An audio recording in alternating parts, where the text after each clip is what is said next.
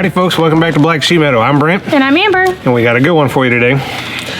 We're talking about taxation. It's theft. And she's not wrong. So we often see a lot of times where people ask, how do you make money on the homestead? Or how do you do different things on the homestead for income? And first off, I guess we're back in hay days here of 2023. We're doing our second cut on our hay meadow this year. We're very fortunate to get that second cutting of hay. Correct. Last year at this time, we were putting out some of our first YouTube videos and it was hot. I mean, there was no grass. It was almost all dirt out there. It's very dry, very, very dry. So, but the hay helps us with a taxation problem that we have on the homestead. Obviously, property taxes are everywhere. There's no getting around it. If you are in the United States, you're going to get taxed on your property. There's some sort of taxation on your property one way or another, whether it's state, local, federal, there is a tax on your property. So one thing that helps us out tremendously is the state of Texas has an agricultural program where if you are using your property for agricultural purposes for 5 out of the last 7 years, then you can file for an agricultural exemption that drastically reduces the tax rate upon which you are taxed on. And we're not going to go into like percentages because it's tax code. So it's government hoopla knowledge written by politicians and lawyers, so there's a lot to it, and it can change, change drastically very quickly. And for every type of agricultural use you have, there's a different set of rules. Some of them are crystal clear, some of them are as clear as mud. So but it makes a drastic difference. If you are using your property for agricultural use, you definitely need to go down and talk to the Central Appraisal District about your property and what you qualify for, because I think I pulled it up and the comptroller's office actually words it and says that Texas offers a variety of partial or total, sometimes referred to as absolute exemptions from appraised property values used to determine local property taxes. So you can qualify for total exemption depending on your situation. Yep. And now we have two things going for us here as far as agricultural exemption. We have the hay exemption, which we started with long ago. When we first bought the property, that's what we started with. Amber has her bees too. There's several videos that she's doing with her bees. Go check her out on that. Bees do qualify. Now, we also do want to understand, we understand that other homesteads don't necessarily have the access to equipment. We don't have the access to equipment. We are borrowing this from some friends of ours, which we're very fortunate for. Thank you. Because people ask us all the time, why are we so stressed out about getting the hay cut? And without having access to borrow this, because we are, with our situation and the amount of land that we have, we barely qualify. So we are right on the cusp of where you qualify for this exemption and where you don't. So for us, we have to get it cut, and having somebody come out here to cut it, because it's such a small acreage, not a lot of people want to do it. They have to haul all the equipment out here. Now, that being said, look around your homestead. We've got some other videos on this topic too. Find other homesteads in your area and see if you can get somebody to cut hay on multiple pieces of property around you at one time. Right, but where our property is located, there wasn't really anybody very close by that was in the same situation. So trying to get them to come out on schedule and in a timely manner was really hard for us. For we were very, very fortunate that we have friends of ours that will let us borrow their equipment so we can make sure this gets done, because if we don't meet the qualifications every year, they can pull that back, and we're talking about a drastic decrease in the amount of money we have to pay. Now, I'm going to use some round numbers here just so you can give y'all some figures, but we did, I think this year we put out $700 worth of fertilizer early spring, late winter.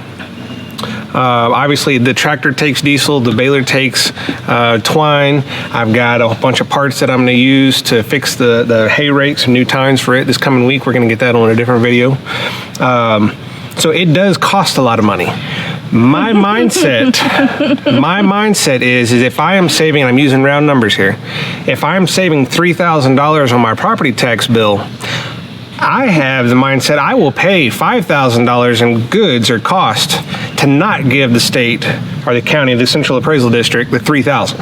Yes. So, and I've told that too. We have some really nice ladies that work at our appraisal district, and they are super helpful and they're very friendly. And we've told them that, and they've kind of giggled. And we've said, look, we'll spend a lot of money on fertilizer and renting equipment and working the land to not have to pay them taxes. And they've kind of giggled, and they're, that's just. And here's the truth of it. That money, I feel, is staying local in the community somewhat. The baling twine that's going in the baler, we purchased from a local tractor supplier, a tractor repair facility. Right. Same thing with the new parts that I'm getting for the hay rake. Hay rake. The diesel that we use, we're buying from a local distributor for diesel. Correct. So we are definitely trying to spend that money local, which I feel is a much better use than anything with government in it is going to spend it on. That's just my opinion. Love it or hate it. The byproduct from the hay is actually staying in the community once again, whether it's feeding our neighbors' cows or if it's going to your parents or to the folks that let us use the hay equipment if they need it for their horses or cattle. Or we use it in the garden quite a bit as an organic material, and we know that our hay has not been treated with any broadleaf herbicides. So there's a lot of benefit to us cutting our own hay, and that's why we stress out about it. When it comes to gardening and producing produce from the garden, it is a very problematic system. I can already tell you for this year, we're trying to produce a lot of our own food, and produce from the garden is 20 times harder than protein or produce from meat. In other words, pigs, cows, chickens are way easier to produce and weight than anything that comes out of the garden. By far. Going back to that, a lot of times hay can be composted and used for either food, hay for the cattle, but if it's sprayed with a broadleaf herbicide, that herbicide can pass through that cattle or through that pork and end up in a compost pile where the herbicide actually ends up killing your garden, your broadleaf plants in your garden still. Or stunts them or hinders their ability to produce the way they should. So in this particular case, we can guarantee that our hay does not have any broadleaf herbicides on it.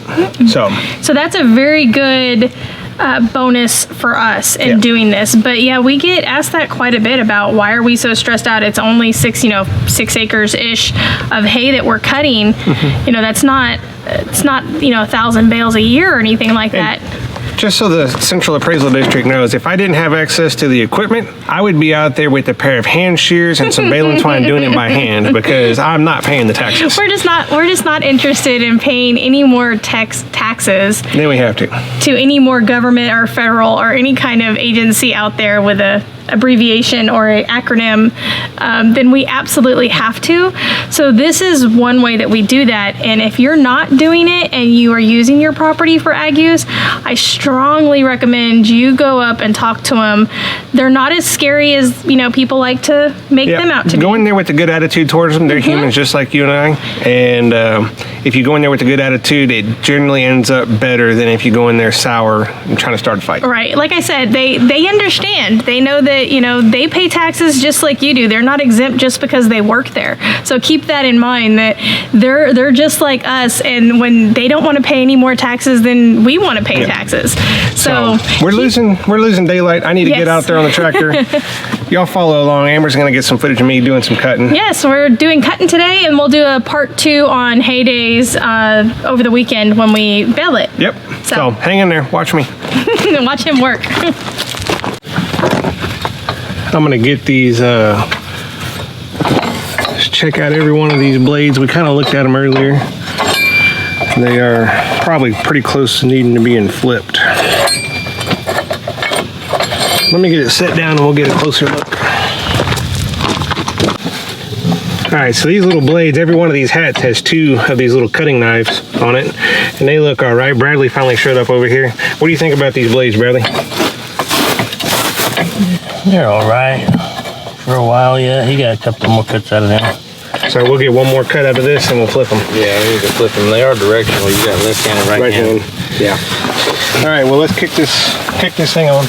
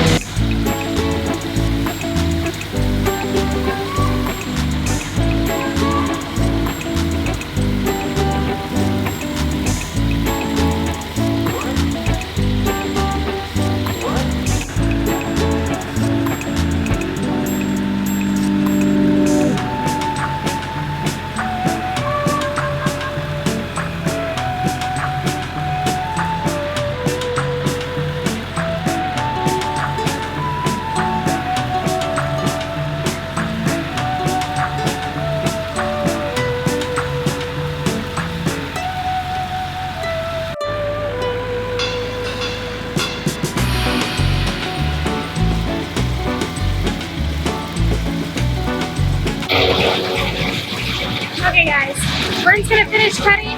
I'm gonna go in and start dinner. Hopefully you liked today's video. If you have any questions, leave us a comment down below. Leave us a like, subscribe, ring the bell for notifications, and we will see y'all next week.